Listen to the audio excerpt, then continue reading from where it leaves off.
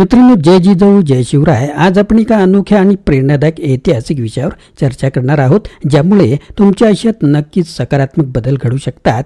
चला तर मग सुरुवात करूया आजच्या या महत्त्वाच्या आणि शिक्षाप्रद विषयाला. आपल्या भारतीय इतिहासातील एक सुवर्ण पान म्हणजे छत्रपती शिवाजी महाराजांचा राज्याभिषेक. 6 जून 1674 हा दिवस भारतीय इतिहासात केवळ एका राजाचा राज्याभिषेकाचा नाही, तर स्वराज्याच्या स्वाभिमानाचा आणि सार्वभौमत्वाचा संदेश देणारा होता.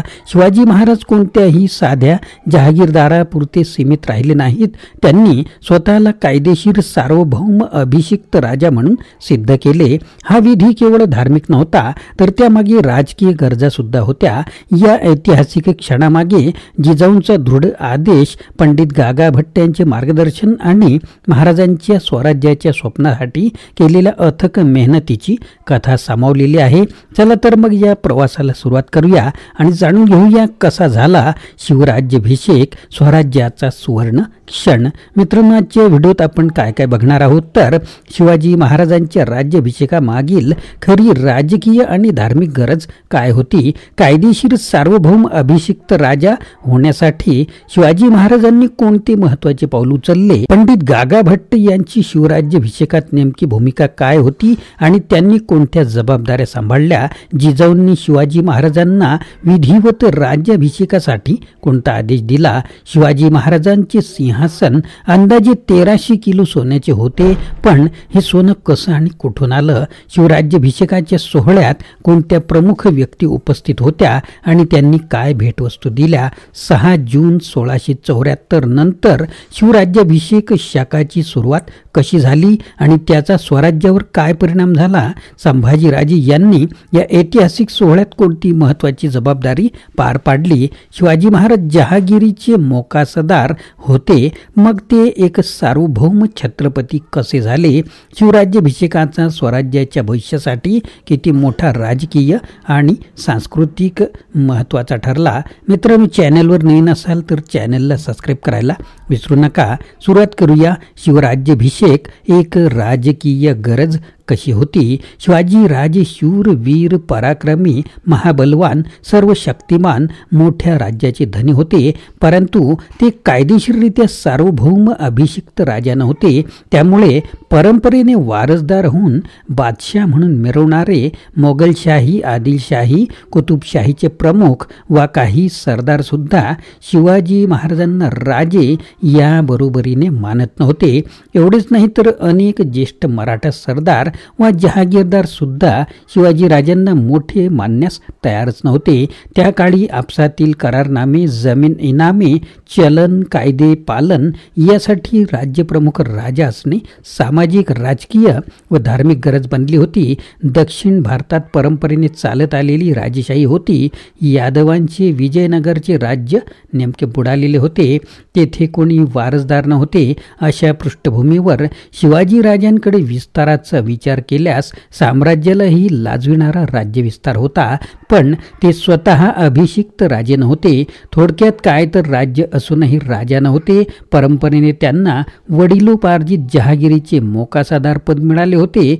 रयतेलाही आपला स्वतंत्र राजा असावा ही भावनिक, सामाजिक, राजकीय, धार्मिक, आर्थिक, सांस्कृतिक गरज बनली होती.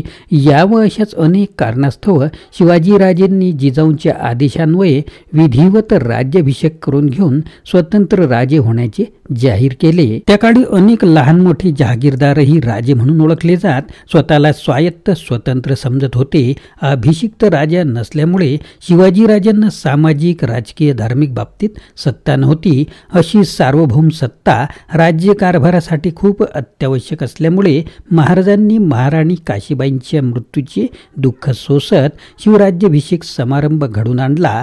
शिवराज्याभिषेकाने 17व्या शतकात राजकीय, सामाजिक, धार्मिक आणि व्यावहारिक सत्तेचे एक उत्तम व सार्वभौम साधन मावळ्यांच्या, रयतेच्या स्वराज्याच्या म्हणजेच छत्रपतींच्या हाती आले. भारतीय वन संस्था प्रमुख कार्यालय डेहराडून येथे इंग्रजांनी 1938 मध्ये स्थापन केले आहे. तेथे त्या काळी एक भल्या मोठ्या लाकडी फडीवर इंग्रज प्रशासकांनी गेल्या 1000 वर्षातील जगातील प्रमुख ऐतिहासिक घटनांची कोरीव नोंद केलेली आहे. त्यामध्ये भारतातील एकमेव घटना आहे ती म्हणजे शिवराज्याभिषेक होय. यावरून भारतीयांनी शिवराज्याभिषेकाचे महत्त्व समजले पाहिजे.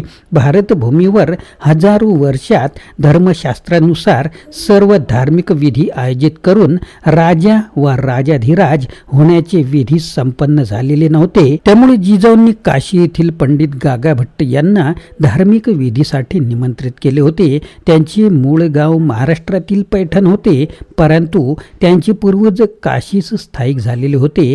गागाभट्ट यांचे मूळ नाव विश्वेश्वर भट्ट असे होते. काशी विश्वेश्वराचे पुजारी व भक्त म्हणून विश्वेश्वर भट्ट हे नाव ठेवलेले होते, परंतु बालपणापासून घरातील ज्येष्ठ त्यांना लाडाने गागा म्हणत, त्यामुळे त्यांचे गागाभट्ट नाव रूढ झाले होते. त्यांनी राज्याभिषेकाच्या सर्व विधींचे पौरोहित्य करण्यास सहमती दर्शवली. एवढेच नाही तर स्वतः महिनाभर अगोदर पाचडला येऊन थांबले. गागाभट्ट स्वराज्यासाठी परके नव्हते. त्यांचा शिवाजी महाराजांशी धार्मिक निवाड्या संदर्भात संपर्क सुद्धा होता. यापूर्वीही गागाभट्ट सन 1664 मध्ये एका कायस्थांच्या क्षत्रियत्व ब्राह्मणत्व वादासाठी स्वराज्यात येऊन गेलेले होते. स्थानिक महाराष्ट्रीयन पंडित या कारणांमुळे गागाभट्ट विरोधातही असत, परंतु गागाभट्टांचा अंतिम अधिकार सर्वांना मान्य होता, म्हणून गागाभट्टांना निमंत्रित करण्याचे ठरवले. जिजाऊ, शिवाजी महाराण्या, संभाजी, येसुबाई अशा सर्वच कुटुंबियांची भेट झाली. त्यांनी 6 जून 1674 रोजी सकाळी सूर्योदय ही वेळ विधीसाठी उत्तम असल्याचा निर्वाळा सुद्धा दिला. त्यासाठी आवश्यक पूर्वतयारी माहितीही दिली. गागाभट्ट हे काशीचे नव्हे तर देशातील नावाजलेले पंडित होते.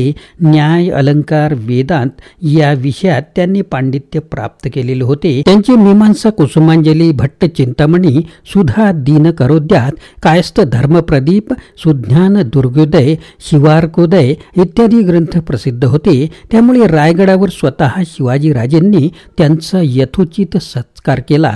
संस्कृत पंडित युवराज संभाजीराजे यांच्याकडे गागाभट्टांची व राज्याभिषेकाची व्यवस्था करण्याची अतिरिक्त जबाबदारी दिली गेली. दिनांक 29 मे 1674 पासूनच विविध पूरक विधीस सुरुवात झाली. स्वराज्याचे छत्रपती शिवाजी महाराज, स्वराज्याच्या महाराणी सोयराबाई तर स्वराज्याचे युवराज संभाजीराजे यांना विधिवत अधिकाराची जाणीव दिली गेली.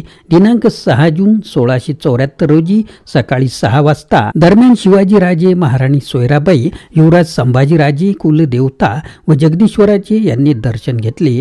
राज्याभिषेक मंडपात ते आले. तेथे सर्वांनी लोकमाता, लोकदेवता जिजाऊंचे दर्शन घेतले. जिजाऊंचा आनंदी चेहरा व डोळ्यातून ओसंडून वाहत होता. शिवाजी महाराजांच्या जन्मापासून ते आजपर्यंत त्यांना सर्वाधिक सोबत देणारी एकमेव व्यक्ती जिजाऊ ह्याच होत्या. सन 1642 साली बेंगळुरूहून मोठ्या विश्वासाने मोकासा पद स्वीकारून शिवबाज घेऊन जिजाऊ वडिलोपार्जित जहागिरीवर आलेल्या होत्या. तेव्हापासून अत्यंत जिद्दीने, मेहनतीने त्यांनी शिवबाज घडविले होते. एवढेच नव्हे तर त्यांच्यात उरलेली कसर जिजाऊंनी संभाजी राजांसाठी मेहनत घेऊन पूर्ण केलेली होती. आज त्यांच्या दर्शनासाठी शिवाजी व संभाजी पिता पुत्र सोबत आलेले होते. जिजाऊंच्या पायावर डोके ठेवून दोघांनीही आनंद अश्रूंनी जिजाऊंच्या पायांना अक्षरशः आंघोळ घातली. सोयराराणी व युवराज शंभूराजांना त्यांच्या जागेवर बसवण्यात आले. त्यानंतर शिवाजीराजांच्या पायावर पुरोहितांनी विविध नद्यांचे पाणी घातले. त्यांना राजा म्हणून आवश्यक असणारी काही वस्त्रे, अलंकार सुद्धा दिले.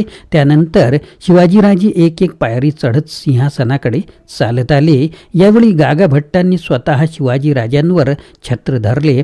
सुमारे 32 मण वजनाचे म्हणजेच अंदाजे 1300 किलो सोन्याचे राजसिंहासन बनविलेले होते. राजसिंहासनाजवळ येताच शिवाजीराजांनी राजसिंहासनास अभिवादन केले. त्यानंतर राजमंडपात जमलेल्या रयतेस अभिवादन करून शिवाजीराजे सिंहासनाधीष्ट झाले. मुख्य पुरोहित गागाभट्टांनी मंत्रोच्चार सुरू करून विधिवत राज्याभिषेक विधी संपन्न केले. शिवाजीराजे 6 जून 1674 रोजी जगातील पहिले छत्रपती झाले. छत्रपती शिवाजी महाराज रयतेने जय जयकार करून आनंद व्यक्त केला. त्यानंतर प्रथम मंत्री व नंतर विविध राजसत्तांकडून आलेल्या भेटी स्वीकारण्यात आल्या. या प्रसंगी मोगलशहा, आदिलशहा, कुतुबशहा, पोर्तुगीज, इंग्रज, डच, फ्रेंच यांचे प्रतिनिधी व वकील सुद्धा उपस्थित होते. अशा रीतीने त्यांनाही एक सामान्य व्यक्ती स्वकौशल्य, स्वबळ व महत्वाकांक्षाच्या बळावर राजा होऊ शकतो हे अनुभवता आले. व्यापारासह सर्वच सुरक्षेच्या आश्वासनासाठी सर्वांनी छत्रपतींना वाकून मुजरे केले. पुढील राजकीय व इतर सवलतींच्या वाटाघाटीसाठी त्यांना संभाजीराजेंना भेटण्यास सांगण्यात आले. या निमित्ताने जिजाऊंनी शिवराज्याभिषेकात कशाचीही उणीव राहू नये अशी सक्त ताकीद दिलेली होती. एवढेच नाही तर या सोहळ्यासह स्वराज्यासाठी जन्मभर बचत केलेल्या स्वतःच्याच खात्यातील सुमारे 30 लाखहून नगद शिवरायांना भेट म्हणून दिले होते. छत्रपती शिवाजी महाराजांनी शिवराज्याभिषेक दिनांकापासून शिवराज्याभिषेक शकाची सुरुवात केली. यापूर्वीचे सर्वच शक हे त्या व्यक्तिगत राजांच्या नावे सुरू झालेले होते. शिवराज्याभिषेक शकानुसार स्वराज्याचा कारभारही सुरू झाला.